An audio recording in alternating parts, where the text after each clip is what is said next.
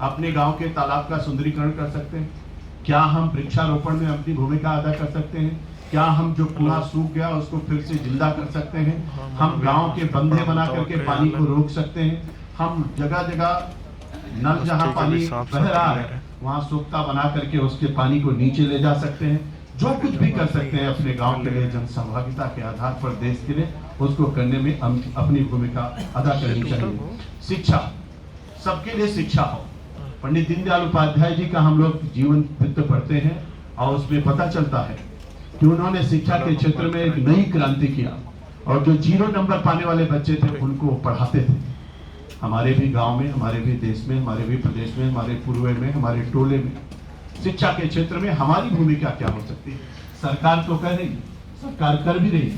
सर्व शिक्षा अभियान चल रहा है, सबको शिक्षा प्राप्त हो, इसके लिए बहुत बड़ा अभियान चल रहा है, सबसे बड़ा बजट है और धीरे धीरे करके बहुत अच्छी शिक्षा नीति भी बन रही है जिसके माध्यम से हर कोई भारत का व्यक्ति शिक्षित हो, इस दिशा में काम हो रहा है। लेकिन हमारी आपकी क्या भूमिका है, इसके आधार पर भी विचार करने की आवश्यकता है। स्वास्थ्य के मामले में आदमी अगर बीमार रहेगा तो जब तक व्यक्ति बीमार होगा, स्वास्थ्य उसका अच्छा नहीं होगा, तब तक देश का स्वास्थ्य कभी अच्छा नहीं हो सकता।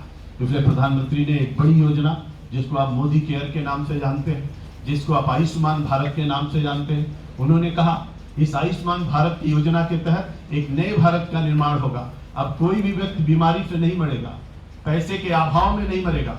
10 करोड़ परिवार और 50 करोड़ लोगों के लिए आयुष्मान भारत योजना, दुनिया के सबसे बड़ी योजना को उन्होंने लागू किया और जन औषधि केंद्र खोल करके सस्ती दवाइयां दिलाने की व्यवस्था कराई और जिसमें पहले जितने सारे लोगों के लिए बीमारी होती थी उनके खर्चों को कैसे कम किया जाए, इसके लिए भी उन्होंने एक बड़ी योजना लागू किया है। लेकिन इसमें हमारी बड़ी भूमिका क्या हो सकती है? अभी मोदी जी ने कहा आयुष्मान भारत के साथ साथ वेलनेस सेंटर बनाएंगे और वेलनेस सेंटर में क्या करेंगे? मान लीजिए किसी गरीब को हमने दवाई तो दिया, अस्पताल से उसकी छुट्टी किया, लेकिन वो घर जाकर के करेगा क्या, रहेगा कैसे? तो वेलनेस सेंटर में हम उसको ले जाएंगे, उसको हम दवाई कैसे खाना है, खाना कैसे खाना है, आपको सवेरे उठ के योग कैसे करना है, कैसे अपनी दिनचर्या को लेकर के चलना है, इसके लिए उन्होंने वेलनेस सेंटर बनाया। केवल इलाज से ही नहीं बल्कि मानसिक रूप से भी वो स्वस्थ हो जाए और उसको अच्छी तरीके से जानकारी प्राप्त हो जाए, इसके लिए वेलनेस सेंटर बनाया गया है। हमारी आपकी भूमिका है, गोल्डन कार्ड किसको मिला नहीं मिला, आयुष्मान भारत का कार्ड किसको मिला नहीं मिला, जिसको नहीं मिला उसको दिलाया जाए। वेलनेस सेंटर जगह जगह बड़े बड़े बन रहे हैं, वहां पर उन लोगों को भेजा जाए, उनको देख करके, जिससे उनका स्वास्थ्य अच्छा रहे। अभी दस्तक योजना चली है, अभी जन संचारी पखवाड़ा चला है, उसके माध्यम से पूरे भारत में रोगों पर कैसे नियंत्रण पाया जा सके और मेरा भारत स्वस्थ भारत हो, स्वच्छ भारत हो, इस दिशा में प्रधानमंत्री ने एक नई पहल की है। हम सब लोग मिल करके अगर अपनी भूमिका भी उसमें निभाएंगे तो निश्चित रूप से भारत स्वस्थ भी होगा, भारत स्वच्छ भी होगा और मजबूत भारत तेजी के साथ आगे बढ़ेगा। इसी तरीके से पर्यावरण, अभी वृक्षारोपण की बात चल रही है, पर्यावरण की बात चल रही है। पानी अशुद्ध हो गया है, 823 ब्लॉक उत्तर प्रदेश में है, उन 823 ब्लॉकों में बहुत सारे जेई और एईएस से प्रभावित क्षेत्र, बहुत सारे गुणवत्ता प्रभावित क्षेत्र हैं, आर्सेनिक और फ्लोराइड से युक्त हो गया है। पानी धीरे धीरे नीचे चला जा रहा है, जिससे पानी दूषित हो रहा है। वृक्षों की कटान हो रही है, चारों तरफ से पर्यावरण पूरी तरीके से प्रदूषित हो रहा है। उत्तर प्रदेश सरकार ने निर्णय किया है 22 करोड़ वृक्ष इस बार हम लोग लगाएंगे। आप सब लोगों की भी उसमें भूमिका होगी, हम सब लोग भी वृक्ष लगाएंगे। पीपल, पाकड़, महुआ, जामुन, आम, ऐसे बड़े बड़े वृक्षों का वृक्षारोपण करेंगे। पहले तालाब के किनारे वृक्ष हुआ करते थे, अब तालाब के किनारे वृक्ष नहीं होते, पूरी तरीके से नंगा तालाब दिखाई पड़ता है। और इसलिए हमारा आपका सबका काम है कि हम लोग वृक्षारोपण करें, पर्यावरण को शुद्ध करें और जल संचयन के माध्यम से उसको आगे बढ़ाएं। सुरक्षित भारत, एक अद्भुत भारत, एक दिव्य भारत, एक महान भारत की परिकल्पना हम कैसे करेंगे? जब तक सुरक्षित भारत नहीं होगा तब तक इसकी परिकल्पना हम लोग नहीं कर सकते। इसलिए आतंकवाद से मुक्त भारत हो, माओवाद से मुक्त भारत हो, नक्सलवाद से मुक्त भारत हो, भारत पूरी तरीके से सुरक्षित हो, मेरे भारत की तरफ कोई आंख उठाने की कोशिश न कर पाए, इसके लिए सरकार ने एक बहुत बड़ी योजना ली। आप सब लोग जानते हैं अच्छी तरीके से, भारत और चाइना का बॉर्डर जो है 3380 किलोमीटर है। भारत और पाकिस्तान का बॉर्डर 3328 किलोमीटर है। भारत और बांग्लादेश का बॉर्डर 4097 किलोमीटर है। भारत और भूटान का बॉर्डर 605 किलोमीटर है। भारत और बर्मा का बॉर्डर 1463 किलोमीटर है। और भारत और श्रीलंका का बॉर्डर 1.5 किलोमीटर है। और इसी तरीके से नेपाल का बॉर्डर 1758 किलोमीटर है। और ये पूरे भारत की स्थलीय बॉर्डर जो है वो 15,106 किलोमीटर है। इस 15,106 किलोमीटर और समुद्र तटीय बॉर्डर जो है वो 7,516 किलोमीटर है। 7,516 किलोमीटर का समुद्र तटीय बॉर्डर और स्थलीय बॉर्डर जो है वो 15,106 किलोमीटर। मोदी जी ने पहली बार कहा है आजाद भारत में कि हम भारत माला बनाने जा रहे हैं। ये भारत माला क्या है? ये भारत माला एक बड़ी परिकल्पना है।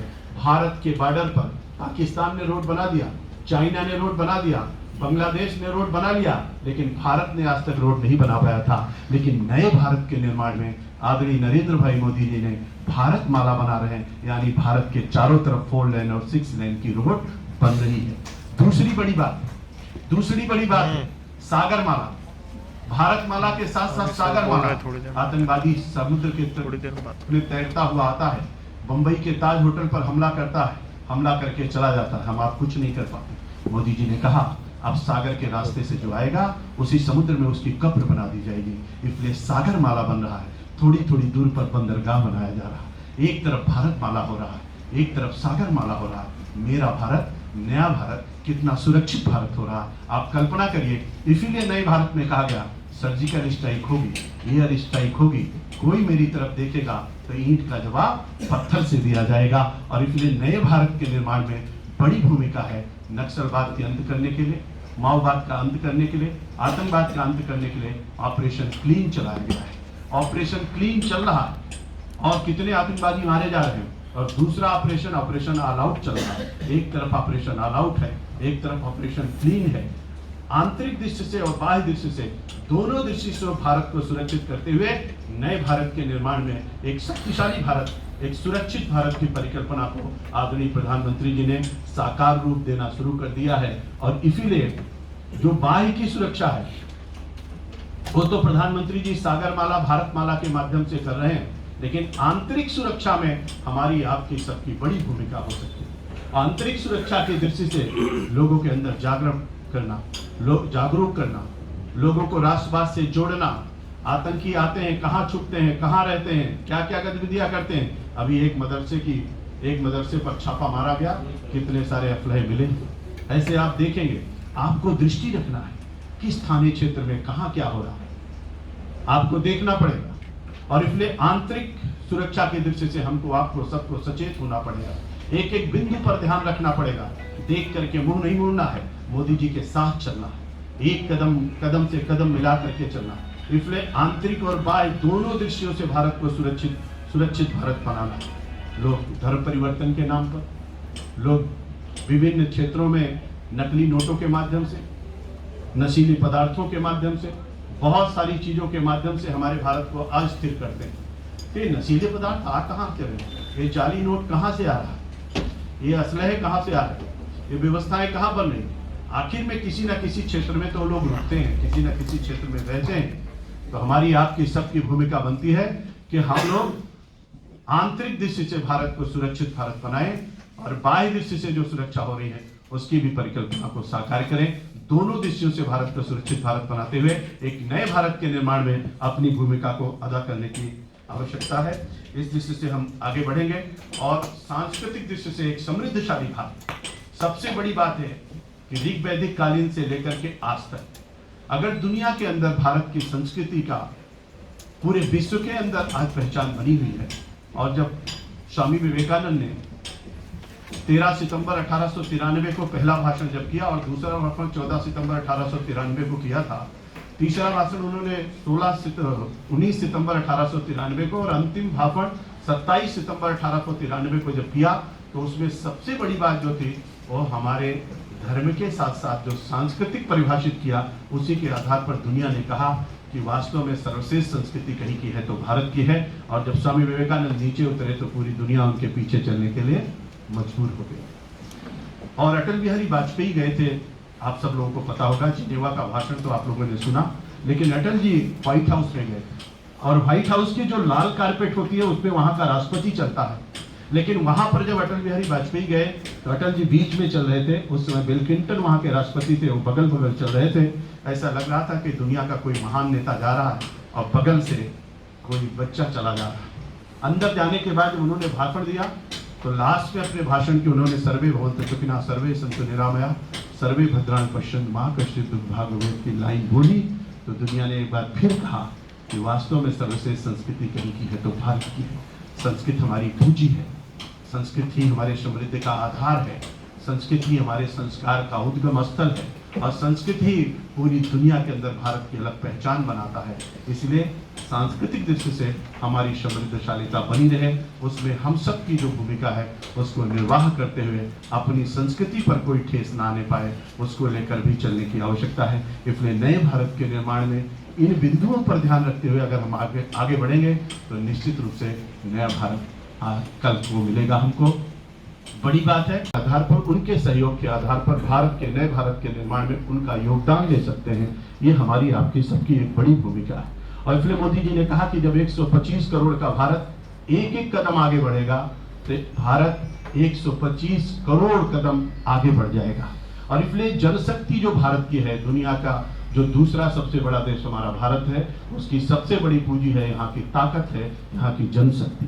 इस जनशक्ति को हमको आपको राष्ट्र के साथ जोड़ने की आवश्यकता है। दूसरी बड़ी बात है युवा शक्ति। अभी मोदी जी सूरत में भाषण कर रहे थे, उन्होंने नए भारत की परिकल्पना में कहा कि युवा जानदार और शानदार युवा जिसके पास होगा, और भारत के अंदर 65% 35 वर्ष से कम आयु के लोग हैं।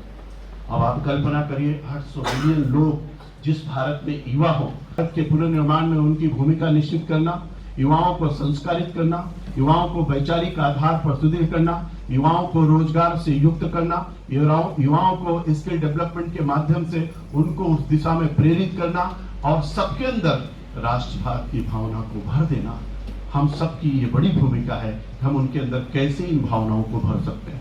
इसीलिए हम जब युवाओं की बात करते हैं तो हमारे वेदों में कहा गया, माता भूमि पुत्रो हम पृथिव्याम, भूमि मेरी माँ है, मैं इस पृथ्वी का पुत्र हूँ। अगर मैं इस पृथ्वी का पुत्र हूँ तो इस पृथ्वी के प्रति, इस माँ के प्रति हमारे आपके सबकी कुछ ना कुछ हमारे सबके मन में रहना चाहिए। अपनी माँ को कोई कष्ट ना होने पाए, उस माँ को देखने, समझने, उसको लेकर के चलने, उसके विकास के लिए और भारत माता के जयकारा लगाने के लिए भारत के सभी युवाओं को जोड़ना चाहिए। और फिर मोदी जी ने कहा मेड इन इंडिया होगा, मेक इन इंडिया होगा। अब मेड इन इंडिया जब होगा, मेक इन इंडिया का नारा उन्होंने दिया, हम भारत को बनाएंगे, लेकिन कैसे बनाएंगे? मेड इन इंडिया होगा तब मेक इन इंडिया होगा। हम सुई भी बनाएंगे, हम यहाँ पर तोप भी बनाएंगे, हम 104 उपग्रह एक साथ छोड़ेंगे, हम सब कुछ करेंगे। और जब made in India, made in Japan नहीं, मेड इन चाइना नहीं, मेड इन इंग्लैंड नहीं, अब मेड इन इंडिया होगा। और जब मेड इन इंडिया होगा तो मेक इन इंडिया होगा, और इसके लिए स्किल इंडिया होगा, डिजिटल इंडिया होगा, मेड इन इंडिया होगा, स्मार्ट इंडिया होगा, स्टार्टअप इंडिया होगा। और हर भारत का नौजवान जब खड़ा होगा तब मेक इन इंडिया बनेगा, तब न्यू इंडिया का सपना हमारा साकार हो पाएगा। और इसलिए युवा शक्ति को जोड़ करके उनको सही दिशा में लेकर के चलने के लिए हमको आपको सबको प्रेरित करने की आवश्यकता है, तभी नए भारत के निर्माण में हम भूमिका अदा कर सकते हैं। तीसरी बड़ी बात है महिला शक्ति।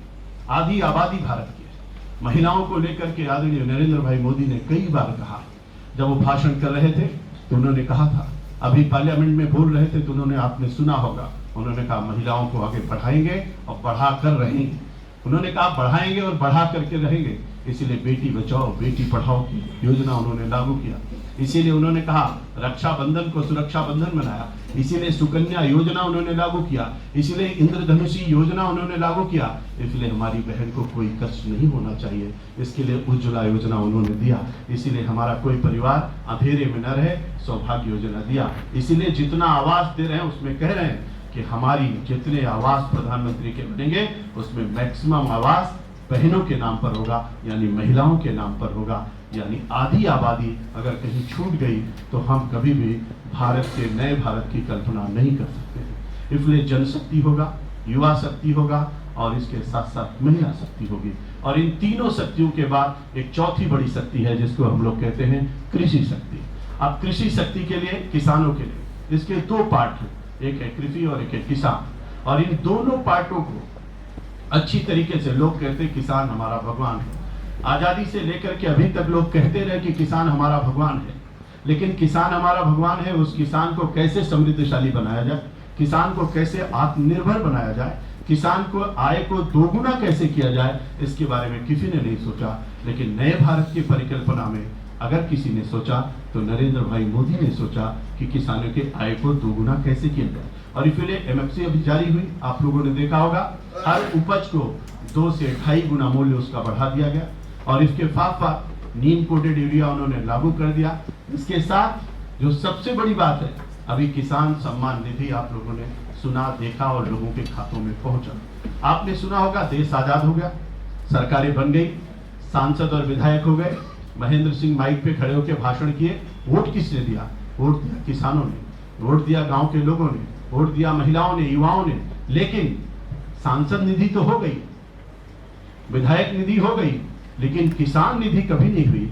पहली बार किसानों के लिए किसान सम्मान निधि अगर किसी ने लागू किया तो नरेंद्र भाई मोदी ने लागू किया। नए भारत की परिकल्पना में अगर किसानों के लिए हमको, आपको, सबको मिल करके उनको प्रोत्साहित करना, उनके लिए जो भी योजनाएं उनके तक पहुंचाना और उनको भारत के विकास के साथ जोड़ना, ये हमारी आपकी सबकी भूमिका है। जब तक किसान आगे नहीं बढ़ेगा, जब किसान नहीं खुशहाल होगा, तब तक गांव खुशहाल नहीं हो सकता, और जब गांव खुशहाल नहीं होगा तो देश और समाज खुशहाल नहीं हो सकता। इसलिए किसान का खुशहाल होना बहुत जरूरी है, जिसके लिए बहुत सारी योजनाएं आदरणीय प्रधानमंत्री जी ने लागू किया। वो हमारा विषय नहीं है, इसलिए हम उस पर नहीं जाते हैं, लेकिन किसानों को समृद्धशाली किसान बनाना और नए भारत के निर्माण में उनको जोड़ना, इन दोनों बातों को लेकर के हमको चलने की आवश्यकता है। तीसरा बहुत बड़ा विषय है ग्राम का विकास, गांव का विकास और गांव की शक्ति। हमारा भारत गांव में बसता है। लोग कहते हैं कि भारत तो गांव में बसता है, लेकिन वो जो गांव में भारत बसता है उसकी चिंता कभी किसी ने नहीं किया। शहरों की चिंता तो लोगों ने करना शुरू किया, इसीलिए गांव का पलायन शहरों की तरफ हुआ और शहर में इतनी बड़ी संख्या होती चली गई कि धीरे धीरे शहर अनियंत्रित हो गए। शहर को संभालना मुश्किल हो गया, क्योंकि गांव में जो सुविधाएं होनी चाहिए थी वो नहीं बन पाई। महात्मा गांधी ने कहा था 1924 में, महात्मा गांधी ने नारा दिया था ग्राम स्वराज का। महात्मा गांधी ने ग्राम की स्वतंत्रता के बारे में बात कही थी। महात्मा गांधी ने ग्रामोदय के बारे में बात कहा था। और तब से लेकर के आज तक पहले प्रधानमंत्री नरेंद्र भाई मोदी ने रांची से जब भाषण शुरू किया तो उन्होंने 2015 में कहा, जब तक ग्रामोदय नहीं होगा तब तक भारत का उदय नहीं हो सकता। दूसरी बात उन्होंने छत्तीसगढ़ से कही। जब दूसरे वर्ष उन्होंने शुरू किया तो छत्तीसगढ़ से उन्होंने कहा कि जब तक स्मार्ट विलेज नहीं होगा तब तक न्यू इंडिया का सपना साकार नहीं हो सकता है। इसलिए ग्रामोदय होगा तभी भारत का उदय होगा, स्मार्ट विलेज बनेगा तभी न्यू इंडिया का सपना साकार होगा। बिना गांव को स्मार्ट किए हुए आप न्यू इंडिया का सपना साकार नहीं कर सकते हैं। और इसलिए प्रधानमंत्री ने कहा कि गांव में रहने वाले कोई भी गरीब आदमी है उसको प्रधानमंत्री आवास योजना के तहत हर किसी को घर मिलना चाहिए। दूसरा, मोदी जी ने कहा कि अगर गांव में रहने वाले को घर देते हैं तो उस घर में गैस का कनेक्शन नहीं तो गैस का कनेक्शन भी देंगे, बिजली का कनेक्शन नहीं तो बिजली का कनेक्शन देंगे। और इसके साथ साथ बहुत बड़ी योजना अभी घोषित किया है आदरणीय प्रधानमंत्री जी ने। उन्होंने कहा कि हर घर को नल से जल देने की बात उन्होंने कही है। कैसा भारत बनेगा, कितना सुंदर भारत होगा कि एक अच्छा सा घर होगा, बिजली का कनेक्शन होगा, नल से जल होगा और उसमें गैस का कनेक्शन होगा और उसके दरवाजे पर हमारे वृक्ष लगे होंगे और पढ़ने वाले विद्यार्थियों के लिए पूरी व्यवस्था होगी। आप कल्पना करिए उसी गांव में हमारे स्किल डेवलपमेंट का कोई संस्थान होगा, पंचायत का भवन होगा, ऑप्टिकल फाइबर लगा होगा, इंटरनेट चल रहा होगा, गांव में बैठा हुआ आदमी शहर जैसी अनुभूति कर रहा होगा। एक दिव्य गांव, एक स्मार्ट गांव, एक ग्रामोदय, ये परिकल्पना जब साकार होगी तभी हम न्यू इंडिया के सपने को साकार कर सकते हैं। और इसीलिए गांव के विकास में हमारी आपकी सबकी भूमिका होनी चाहिए। मोदी जी ने कहा सांसद आदर्श ग्राम योजना, सांसद आदर्श ग्राम योजना की परिकल्पना क्या थी? पैसे से गांव को विकास करने के लिए नहीं था, लोगों को जागरूक करके, लोगों को अपने संसाधनों के माध्यम से सबको मिल करके अपने गांव को कैसे अच्छा कर सकते हैं। गांव में गंदगी है, हम सब मिल करके गांव को साफ कैसे कर सकते हैं, हम सब मिल करके गांव की देखरेख कैसे कर सकते हैं, अपने गांव को आदर्श गांव कैसे बना सकते हैं। कल आदरणीय सुनील जी भाई साहब ने बहुत सारे विषय लिए होंगे उसमें ये भी एक विषय रचनात्मक कार्यक्रमों के दृष्टि से उन्होंने बोला होगा। एक पार्टी के कार्यकर्ता होने के नाते गांव के लोगों को इकट्ठा करना, गांव के लोगों को जोड़ना, उनको प्रेरित करना, उनको साथ में लेकर के चलना, अपने गांव को सुंदर गांव बनाने के दृष्टि से सब लोग मिलकर के काम करेंगे, ये भावना लोगों के अंदर जागृत करना, अगर ये सब टीम मिलकर के करना शुरू कर देंगे तो निश्चित रूप से एक नए भारत के निर्माण में हमारी आपकी सबकी बड़ी भूमिका हो सकती है। इसके साथ साथ बहुत बड़ी बात है, लोग चर्चा करते हैं, लोगों के मन में कल्पना आती है। दो तरीके के विषय हैं, एक विषय है सरकार के द्वारा किए गए कार्य, दूसरा है समाज के द्वारा किए गए कार्य। अब दोनों विषयों पर जो सरकार काम कर रही वो भी और जो समाज कर रहा वो भी, दोनों में हमारी आपकी सबकी बहुत बड़ी भूमिका है। अगर मोदी जी कोई योजना लॉन्च कर रहे हैं तो उस योजना तक को नीचे तक पारदर्शिता के आधार पर पहुंचे, उसकी देखरेख हो, उस पर हमारी आपकी सबकी निगाह हो और उसको लोगों तक पहुंचाने का भी काम हो और कहीं बीच में कोई लैपिंग ना हो, इस आधार पर उसमें भी हमारी बड़ी भूमिका है। और दूसरे में भी हमारी बड़ी भूमिका है, समाज के कामों में हम सब मिल करके समाज को आगे बढ़ा करके कैसे हम उस काम को आगे कर सकते हैं। अब तीसरा विषय, जब तक भ्रष्टाचार मुक्त भारत नहीं होगा तब तक नए भारत की कल्पना नहीं की जा सकती। और भ्रष्टाचार मुक्त भारत बनाने के लिए आदरणीय प्रधानमंत्री जी ने जब पहली बार 2014 में भारत के प्रधानमंत्री बने तो उन्होंने जो सबसे पहला सिग्नेचर किया होगा, आप लोगों ने देखा होगा, SIT का गठन किया था। जो पहली फाइल पे पहला सिग्नेचर किया था, भ्रष्टाचार के विरोध में उन्होंने SIT का गठन किया था। तब से लेकर के अब तक, चाहे नोटबंदी का मामला हो, पारदर्शिता के आधार पर विभिन्न क्षेत्रों में जो फर्जी टीचर्स थे, राशन कार्ड थे, बाकी विषय थे, सब पर उन्होंने कुठाराघात किया है। देखते देखते हजारों हजार करोड़ रुपए बचाने का काम हुआ है। GST का उन्होंने गठन किया और नीति आयोग का गठन करके उस पर भी बहुत अच्छे तरीके से अंकुश लगाने का काम किया है। भ्रष्टाचार मुक्त भारत बनाने के लिए विभिन्न आयामों के माध्यम से काम हो रहा है, लेकिन इस भ्रष्टाचार मुक्त भारत बनाने के दृष्टि से हमारी आपकी भी बहुत बड़ी भूमिका है। आप लोग अन्यथा किसी बात को मत लीजिएगा। जब कोई अपने घर परिवार का व्यक्ति कहीं नौकरी पाता है तो हम लोग पूछते हैं, कोई रिश्तेदार नातेदार में जाते हैं तो पूछते हैं ऊपर की आमदनी कितनी है। अगर ऊपर की आमदनी नहीं है तो इसका मतलब नौकरी अच्छी नहीं है। और हम किसी काम के लिए जाते हैं तो हम खुद कहते हैं, भैया जो कुछ लगे ले लो, हमारा काम जल्दी से करा दो। हम लोग सब मिल करके जब इस पर अंकुश लगाएंगे धीरे धीरे करके, तब भ्रष्टाचार पर पूरी तरीके से रोक लगेगा। सब लोग सजग होंगे, सब लोग सचेत होंगे। सरकार बहुत सारा काम कर रही है, लेकिन उसमें हमारी आपकी भी बड़ी भूमिका है। उस आधार पर हम लोग भी काम करेंगे तो निश्चित रूप से हमको आपको भी उसमें एक बड़ी सफलता प्राप्त होगी। दूसरी बड़ी बात है जो सबसे बड़ा चिंतन का विषय है और हम सब लोगों के आत्मचिंतन का विषय है, समाज के लिए भी आत्मचिंतन का विषय है, जातिवाद। आदरणीय प्रधानमंत्री जी का कहना है, एक नए भारत के निर्माण में जब तक जातिवाद समाप्त नहीं होगा और जातिवाद को छोड़ करके राष्ट्रवाद से हमको आपको जुड़ना पड़ेगा, यानी राष्ट्र के उत्थान के लिए काम करना पड़ेगा। जब हम राष्ट्र के उत्थान के लिए काम करेंगे तभी इस देश के नए निर्माण में हमारी भूमिका आ पाएगी। अब मैं आपके इस हाल में बैठे हुए सब लोगों से कहूँगा, आप एक बात देखिए, अगर गांव में आप रहते हो, किसी को अस्पताल में एडमिट कराना है तो अस्पताल में आप जाते हो तो आप देखते हैं कि उस समय ब्लड की जरूरत है तो कोई नहीं पूछता किस जाति का ब्लड है। अच्छा मुकदमा लड़ने वाले वकील के बारे में कोई नहीं पूछता कि अच्छा वकील वो किसी भी जाति का हो। जब आप डॉक्टर को दिखाने जाते हो तो कोई नहीं पूछता है कि अच्छा डॉक्टर को, अच्छा जाति कोई नहीं पूछता, अच्छा डॉक्टर पूछता है। अपने बच्चे के लिए आप ट्यूशन लगाते हैं तो उस समय जाति कोई नहीं पूछता, आप अपने बच्चे के लिए अच्छा ट्यूटर ढूंढते हैं।